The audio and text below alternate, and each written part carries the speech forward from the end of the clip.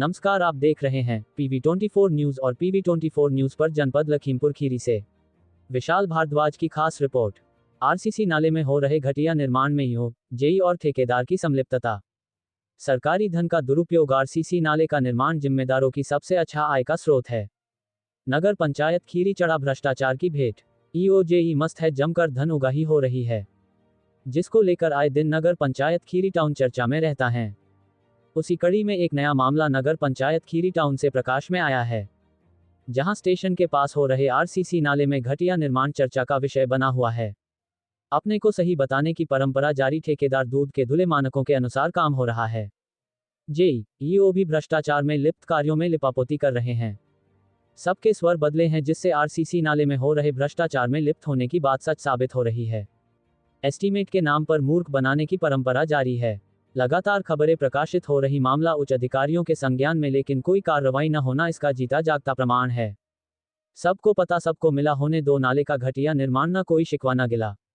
इस संबंध में जब ठेकेदार से फोन द्वारा जानकारी ली गई तो ठेकेदार साहब ने बताया कि 3 का मसाला लगाया जा रहा है। जब सरिया की क्वालिटी के बारे में जानकारी चाहिए गई तो ठेकेदार ने बताया कि सरिया 2.5 और 3 सूत की लगाई जा रही है। एस्टीमेट में जो लिखा है उससे अच्छा काम करवा रहा हूं। वहीं जब जेई देवानंद से फोन द्वारा जानकारी ली गई तो महोदय ने बताया कि अभी मैं नया हूं, काम चल रहा है, लेकिन काम के बारे में मुझे जानकारी नहीं है, एस्टीमेट देखकर बता पाऊंगा।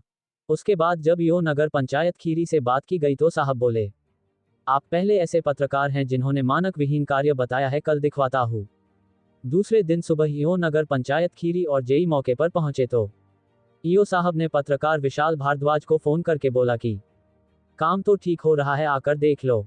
तो इस बाबत पत्रकार ने कहा कि मसाला किस मानक के अनुसार चल रहा है और सरिया कितने सूत की लगाई जा रही है। तो ईओ साहब बोले, इसके बारे में तो जेई साहब ही बता पाएंगे, आप बात कर लें। अपना फोन जेई देवानंद को थमा दिया। फिर क्या जेई साहब अपनी बातों में ही फंस गए।